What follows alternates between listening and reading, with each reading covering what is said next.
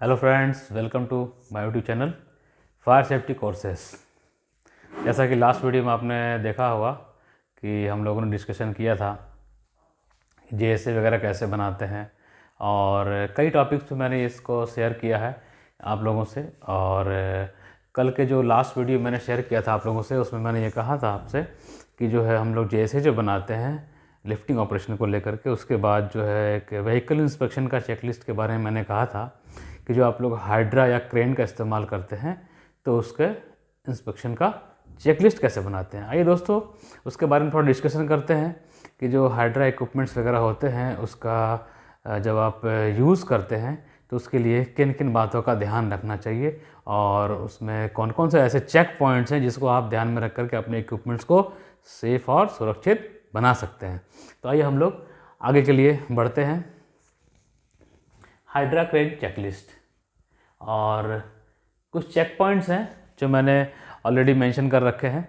इसके बारे में हम लोग आज डिस्कशन करेंगे। बिल्कुल सिंपल लैंग्वेज में मैंने लिखा है, और जितने भी लोग जो साइट्स पे फर्स्ट टाइम जॉब कर रहे हैं, नए हैं, क्योंकि कोई कठिनाई आ रही हो, आप इसका सहायता लेकर के आप अपने सारे चेक पॉइंट्स को चेक करके आप अपने हाइड्रा इक्विपमेंट्स वगैरह जो क्रेन वगैरह है उनको आप बिल्कुल सेफ और सुरक्षित साइड पे बना सकते हैं। जैसे ऑयल या फ्यूल टैंक लीकेज, ये क्या होता है? जहाँ पर आपका फ्यूल टैंक है उसमें कहीं कोई लीकेज वगैरह नहीं होना चाहिए। ड्रेन टैप लीकेज, जो ड्रेन के लिए जो पाइप्स दिए हुए रहते हैं उसका भी कहीं पे लीकेज नहीं होना चाहिए। ड्रेन पाइप मीन्स किस में रहता है? बैटरी, जहाँ पर आपका बैटरी का इंस्टॉलेशन होता है सेल्फ स्टार्ट करने के लिए, वहाँ पर दोस्तों उसके लिए दिया रहता है एक ड्रेन टैप लीकेज, जो कि आपको वो नहीं होना चाहिए। Spark arrester, spark arrester fitted. Spark arrester क्या होता है? जो कि साइलेंसर में लगता है। साइलेंसर में स्पार्क अरेस्टर इसलिए लगाते हैं कि अगर मान लीजिए नियर अबाउट में कहीं पर फ्लेमेबल गैसेस का रिसाव हो रहा हो, अगर कहीं कोई लीकेज हो गया तो उस कंडीशन में कई बार स्पार्क निकलने से फायर का चांसेस भी रहता है। रिवर्स अलार्म फंक्शनल, जो हाइड्रा इक्विपमेंट वगैरह का आप अगर क्रॉलिंग करके लेके जाते हैं, कई बार बैक करते हैं तो पीछे में कोई आदमी हो, उससे पता ना चले कि आपकी मशीन का पीछे की तरफ मूवमेंट हो रहा हो, तो इसके लिए उसमें रिवर्स अलार्म लगाया जाता है ताकि गाड़ी जो आपका मशीन जो है पीछे मूव करे तो आपको किसी बंदे को पता चले। Safety hook latch functional. Safety hook latch क्या होता है दोस्तों? सेफ्टी हुक लैच होता है कि जो लिफ्टिंग हुक जो रहता है, लिफ्टिंग हुक में लॉक करने के लिए वो दैट इज़ लैच, और ये स्प्रिंग लोडेड होता है। और ये स्प्रिंग लोडेड होने की वजह से बिल्कुल जैसे ही आप इसमें किसी भी तरह का कोई बेल्ट वगैरह फंसाते हैं तो ये ऐसा ओपन होने के बाद दोबारा वापस ये लॉक हो जाता है, ताकि जो है आपका जो मटेरियल लोड किया है वो लोड वापस स्लिप होकर बाहर ना निकले, इसलिए वो फंक्शनल होने चाहिए। ऑपरेटर सेफ्टी बेल्ट, ऑपरेटर का सेफ्टी बेल्ट, कई बार क्या होते हैं कि कुछ काम करते करते मैकेनिकल फेलियर हो जाता है और उसकी वजह से हाइड्रा क्रेन वगैरह कोलैप्स भी हो जाता है। ऐसे कंडीशंस में क्या होता है कि ड्राइवर जो होता है, ऑपरेटर, वो कई बार केबिन से बाहर गिर जाता है और उसके साथ जो है वो दब जाता है मशीन से। तो ऐसे कंडीशन में वो बाहर ऑपरेटर ना गिरे और उससे कोई ज़्यादा हादसा ना हो, कोई ज़्यादा उसे चोट वगैरह ना लगे, इसके लिए क्या करते हैं, ऑपरेटर्स के पास सेफ्टी बेल्ट होना बहुत ज़रूरी है। Load chart indicator, load chart indicator क्या होता है दोस्तों? जब क्रेन आप अगर ऑपरेट करते हैं तो उसमें लोड चार्ट के लिए इंडिकेटर बना रहता है, इन द सेंस कि उसमें एक डायग्राम रहता है जो कि लास्ट वीडियो मैंने शेयर किया है।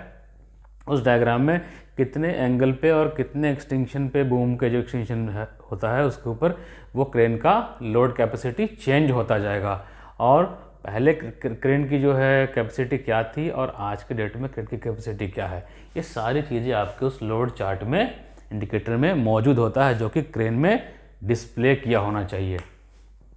मैकेनिकल पार्ट्स प्रोटेक्टेड, जो मैकेनिकल पार्ट्स हैं वो प्रोटेक्टेड होने चाहिए। जैसे कुछ मूविंग पार्ट्स रहते हैं इंजन के पास, जो फैन बेल्ट्स वगैरह हैं, कई बार कुछ में ढक्कन वगैरह उसके ओपन कर देते हैं कि कुछ आवाज़ आ रही है, कुछ उससे डिस्ट्रैक्ट हो रहा है बंदा, इसलिए कई बार क्या करते हैं उससे ओपन कर देते हैं। तो ऐसी चीज़ें जो हैं ओपन नहीं होनी चाहिए, वो बिल्कुल जो है बंद होनी चाहिए। High pressure hoses in proper conditions. High pressure hoses क्या होता है दोस्तों, जब आप हाइड्रा क्रेन वगैरह से लिफ्टिंग करते हैं तो वो जैक, हाइड्रोलिक जो जैक होता है उस जैक की मदद से वो उठाते हैं लोड को, और वो जो जैक्स जो होते हैं हाइड्रोलिक होज के साथ कनेक्ट होते हैं, जहाँ पर अपना हाइड्रोलिक ऑयल का चैम्बर होता है जहाँ प्रेशर क्रिएट होता है, और उसके थ्रू क्या होता है वो जैक में कनेक्टिविटी किस चीज़ से रहती है, होज पाइप से, हाई प्रेशर होज पाइप से, और उसकी मदद से ही जैक को लिफ्ट किया जाता है। जो उसकी कंडीशन प्रॉपर होनी चाहिए, मतलब उसमें कहीं लीकेज नहीं होना चाहिए, कहीं क्रैक्स नहीं मौजूद होने चाहिए। Compressed air tank dirt free.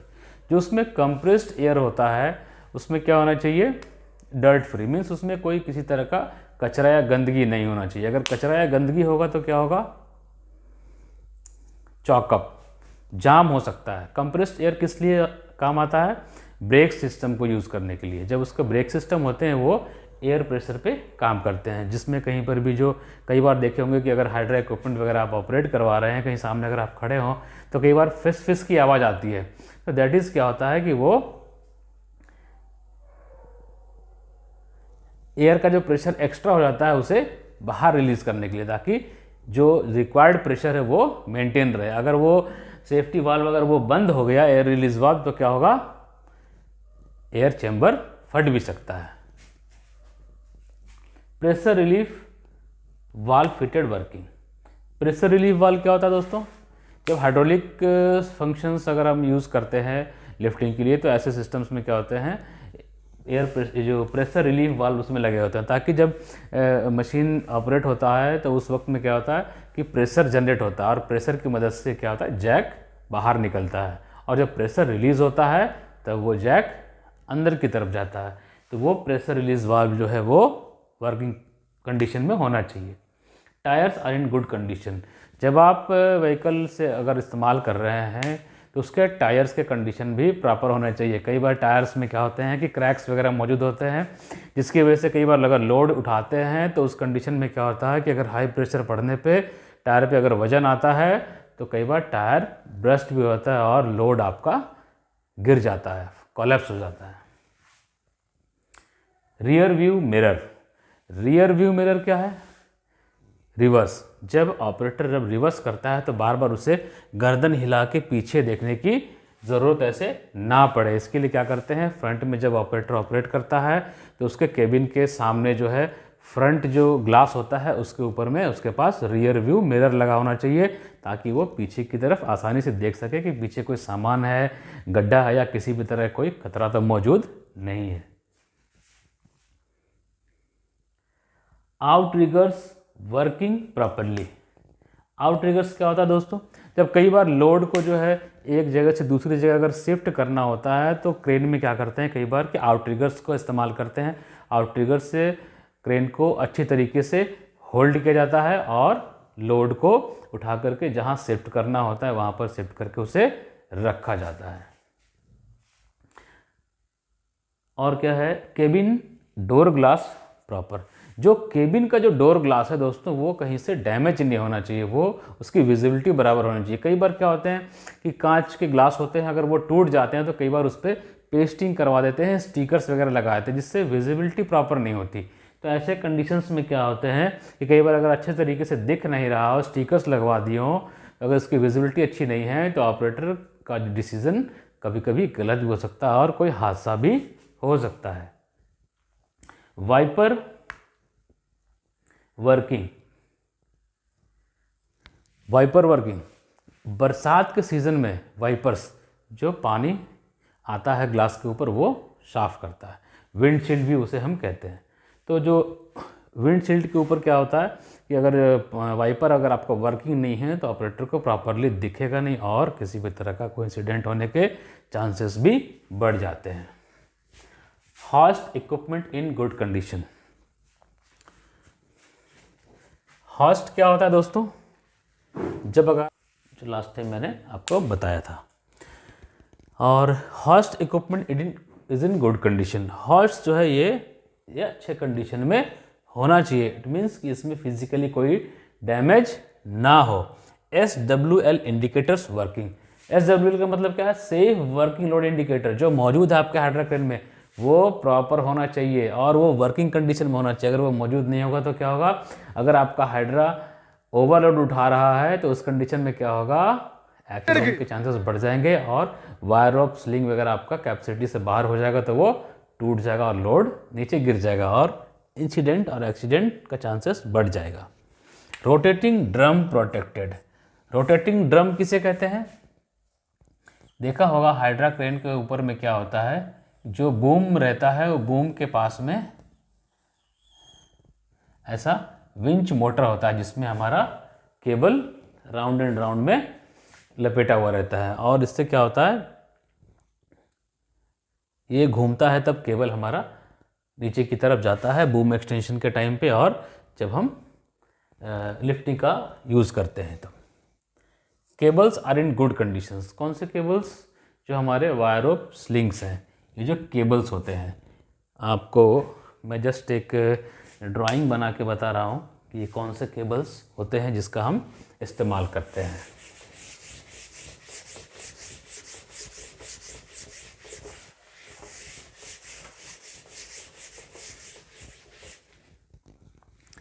जैसा कि ऑलरेडी डिस्कशन हुआ था,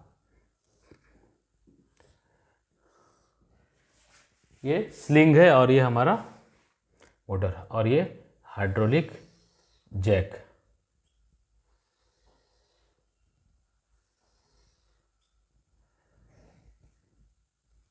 जिसकी मदद से लिफ्टिंग का काम किया जाता है।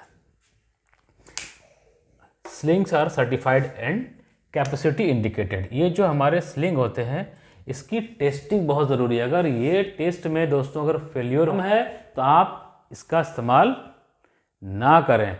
जितना इसका कैपेसिटी अगर टेस्ट में दिया है उतने ही लोड को उठाएं। अगर ओवरलोड उठाएंगे तो एक्सीडेंट के चांसेस बहुत ज़्यादा हो जाएंगे।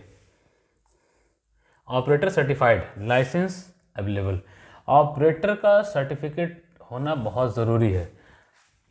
Maintenance checklist available. जो व्हीकल है हमारा ये हाइड्रा क्रेन, इसका मेंटेनेंस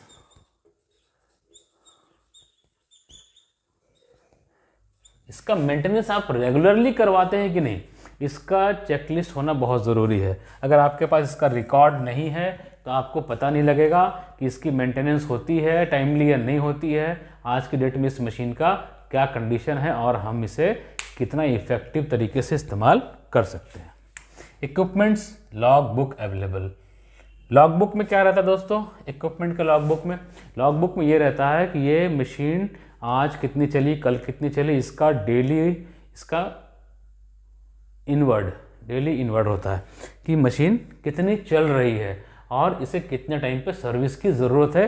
ये सारे रिकॉर्ड्स उसमें मेंटेन होते हैं। Horn functional properly.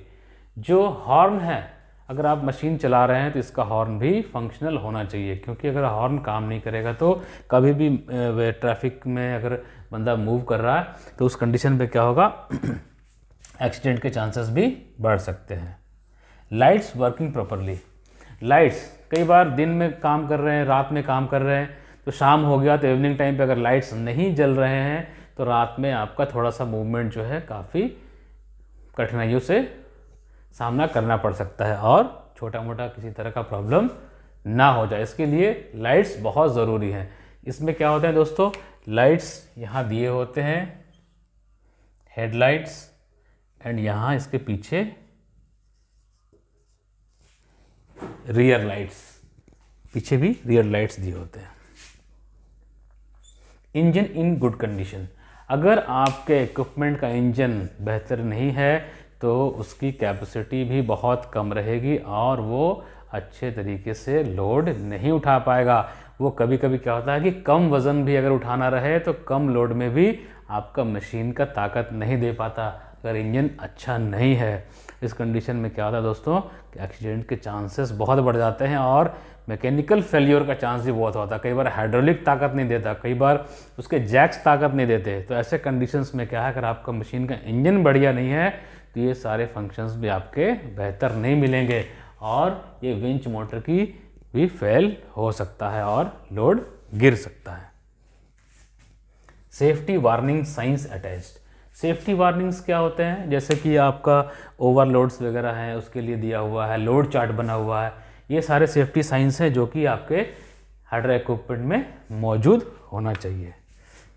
Insurance paper available. गाड़ी का इंश्योर्ड होना बहुत ज़रूरी है। अगर गाड़ी इंश्योर्ड नहीं हुआ, इनकेस कभी कोई एक्सीडेंट्स हो सकता है तो लीगल कॉम्प्लाइंसेस में आपके प्रॉब्लम हो सकती है। Fitness valid. इसका जो फिटनेस सर्टिफिकेट होता है वो वैलिड होना चाहिए गाड़ी का। वैलिड रजिस्ट्रेशन सर्टिफिकेट, गाड़ी की रजिस्ट्रेशन सर्टिफिकेट बोले तो आरसी बुक, ये सब चीज़ें जो बिल्कुल कॉमन है फ्रेंड्स, आप बिल्कुल आसानी तरीके से इसको समझ के लिख सकते हैं। इक्विपमेंट आइडेंटिफिकेशन टैग, अगर आपका क्रेन सर्टिफाइड है तो ऐसे कंडीशंस में इसकी क्या ज़रूरत पड़ती है, फिटनेस सर्टिफिकेट, और वो आपको कौन देता है, जहाँ से आपने सर्टिफाइड कराया हुआ है, थर्ड पार्टी। ये battery terminal fitted properly. Battery terminal, कई बार क्या होता है कि गाड़ी स्टार्ट करने में प्रॉब्लम करती है तो लोग क्या करते हैं, बैटरी निकाला, लगाया, और उसमें कई बार अगर सही तरीके से प्रॉपरली हुकिंग नहीं किया हुआ है प्लग से तो लोग क्या करते हैं, ओपन वायर लगा देते हैं, जिससे क्या होता है स्पार्क के चांसेस बढ़ जाते हैं और कई बार इलेक्ट्रिकल जो वायर हैं वो मेल्ट होकर शॉर्ट सर्किट होने के चांसेस भी बढ़ जाते हैं। वायर हीट होने पे इंसुलेशन हीट होता है, वायर अगर हीट होगा तो इंसुलेशन हीट होगा, लूज कनेक्शन होने की वजह से इंसुलेशन हीट हुआ तो शॉर्ट सर्किट के चांसेस भी बढ़ जाएंगे। फायर एक्सटिंग्विशर्स अवेलेबल, और व्हीकल में फायर एक्सटिंग्विशर का होना भी बहुत ज़रूरी है। इसलिए दोस्तों आप इन सब चीज़ों को बहुत ईजी तरीके से, आपने देखा कम से कम तो 25 से 30 पॉइंट्स मैंने मेंशन किए थे, आप बिल्कुल 5 से 10 मिनट में आप अपना मशीन का चेकलिस्ट प्रिपेयर कर सकते हैं और अपने व्हीकल को सेफली ऑपरेट करा सकते हैं आपके किसी भी साइड पे। तो दोस्तों बने रहिएगा हमारे साथ अपने चैनल पे, और अगले वीडियो में मैं आपसे शेयर करने वाला हूँ नेक्स्ट इसी तरह कोई टॉपिक लेके आऊँगा और आपको जानकारी मैं शेयर करता रहूँगा। तो बने रहिएगा, लाइक और सब्सक्राइब करना ना भूलें हमारे चैनल को। अगर किसी भी तरह का आपको टॉपिक पर डिस्कशन चाहिए, आपके अकॉर्डिंग जो टॉपिक पर आप डिस्कशन करना चाहते हैं, तो आप उस टॉपिक को हमारे साथ शेयर करें और मैं आपको सेम टॉपिक के ऊपर डिस्कशन करूंगा। उसके कुछ पॉइंट्स वगैरह जो भी रहते हैं, आपके जो भी डाउट्स हैं, मैं शेयर ज़रूर करूंगा। Okay, thank you.